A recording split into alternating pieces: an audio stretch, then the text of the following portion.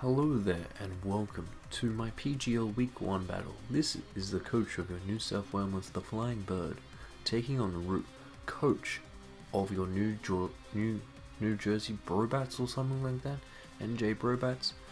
For those of you who are unaware who Root 8100 is, he's someone that's played in a few Wi-Fi leagues and I do recognise the name because he did play my good pal Padonison in the MPL Minors. And with this week in the PGL, you may be wondering, Bird, where's the draft analysis? Well, I only took over about 3 or 4 days ago, and I made a few changes to the team, and I would rather focus on that when the time comes. When I prepped for this week, I was like, you know what, I really dislike my team, but I did bring Flame Charge, Rocky MZ, Infernape with a Twist Scarf Tapu Koko to get a bit of momentum. It did have U-Turn as that form of momentum, just to try to make sure that you U-turn out, particularly the Jolteon, but also the Sandslash. Sandslash is such a bulky mon when it wants to be. We also had a knockoff Stealth Rock, Moonlight, Photon Geyser, and a Necrozma, which was physical because a lot of his team was especially bulky, especially things like the Kamala, which I was really worried about.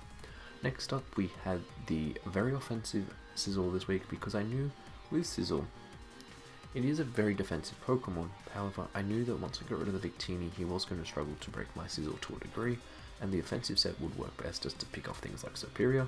We have Choice Scarf Greninja because I knew that with the speed on his team and the ability to use Sticky Webs, I wanted Pokemon such as Tapu Koko and Greninja, which could outspeed both the Victini and also the Superior under Webs, provided those users were not Choice Scarfed in any way.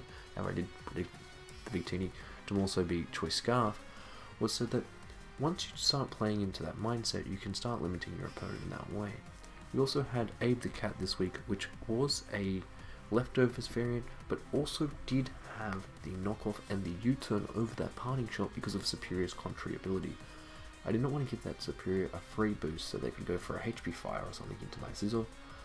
Now, the reason I had both Rocks on the Necrozma and Spikes on this Choice Scarf Greninja this week was really to limit his switch-in potential of both the Victini and Araquanid to 3 switch-ins, provided they did not have a berry or leftovers, to allow a lot more breaking power of my team, because once those 2 members of his team went down, it was going to be a lot easier. Now, when I'm analysing a matchup, I thought the most logical lead for him was Araquanid, because with Araquanid this week, once he set up webs, a Superior became a sort of outright win con, I would like to say, and I thought that by leading my Infernape, which I'm about to hit the play button on, was actually my best lead this week.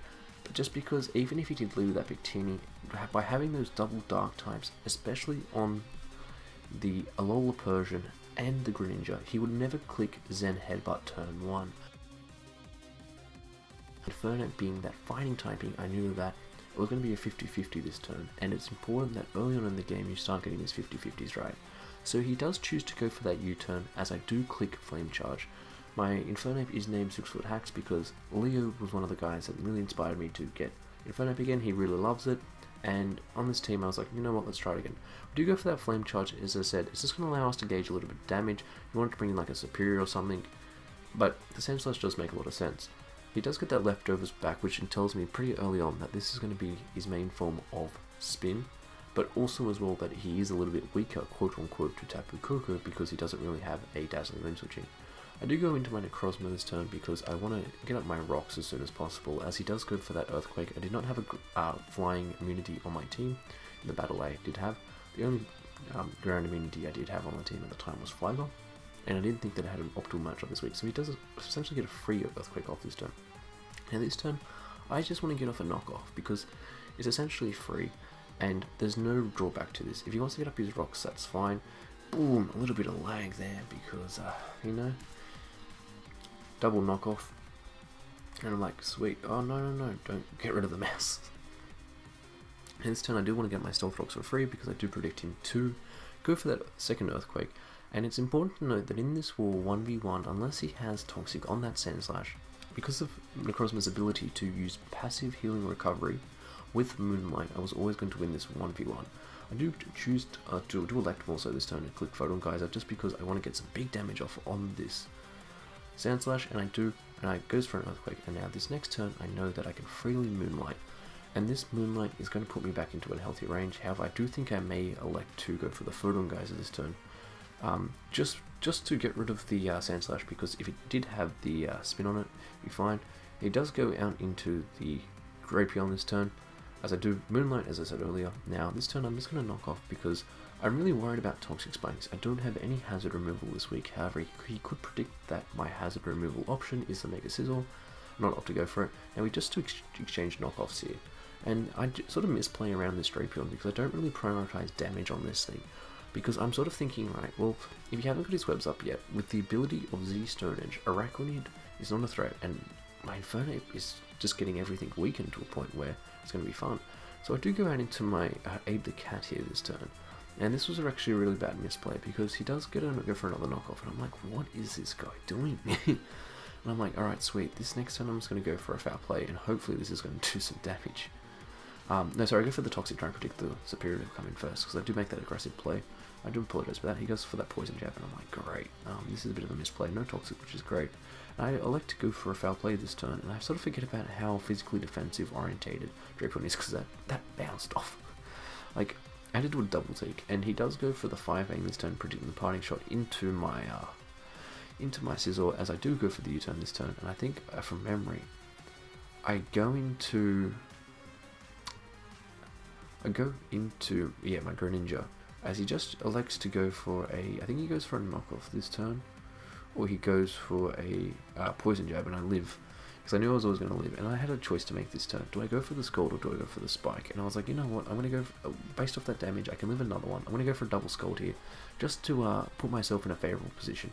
If he chooses to knock off this turn, he can knock off my Scarf, and as I said earlier from the game, I can go for a Spike, and it's just going to win me the game. Now he does poison me, and this poison, you may think, oh, this sucks for Root. Sucks for yourself, Bird, but it actually more so sucks for Root, because it now allows me to bring in my Infernape and freely go for a Flame Charge this turn. And I'm thinking, right, this is going to be a 5-0, boys and girls. 5-0, 5-0. But you'll see very quickly how wrong I am.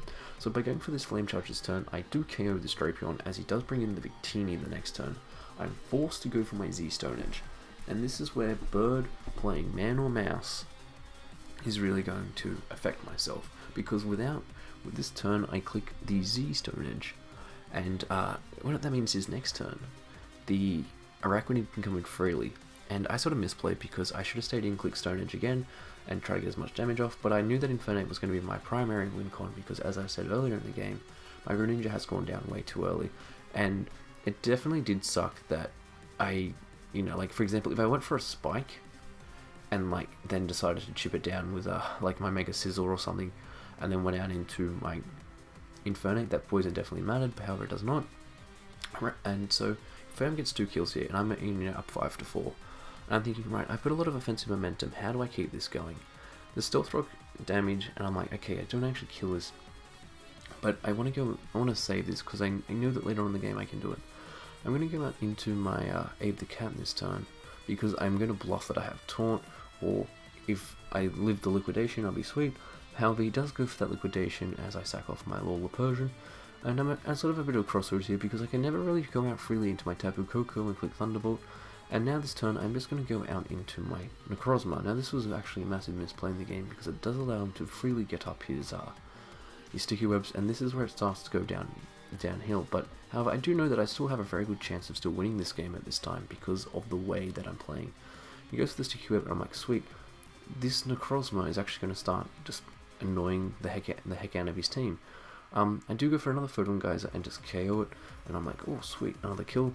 Daniki gets his first kill of the season, I do believe, because as earlier than Infernape took out both of my opponent's Pokemon, and he now goes out into Mayhem, which I do believe from memory is the Jolteon, and I'm like, sweet, I may be able to live one, but if it's like Specs or something I don't. I'm just going to stay in and knock off this turn, and I think from memory he does, yeah, I do live on the Slither of Health, and I'm like, thank goodness for that. And this is where, if I had the Spikes, it definitely helped. He does go out into the Sandslash, as I do go for that knockoff, and Necrozma gets, a second kill this next turn, as I do go for that Photon Geyser, because he does not have a Psychic immunity. If you wanted to save this Sandslash off as fodder, however, I do think the main overarching point of that play was to get me as low as possible. But based off that, if I Moonlighted that turn, it definitely could have been very different. However, I never wanted to allow him to freely spin. He goes out into the Superior this turn to go for this Leaf Storm. Now, as soon as this next happens, I essentially have a choice. I can either go into my Choice Scarf Tapu Koko, but I was like, there's no way that this is Scarf Superior. So I go into my Choice Scarf Tapu Koko this turn, because I know I could freely U-turn the nice shiny Koko. You know, we've been shiny hunting, boys and girls.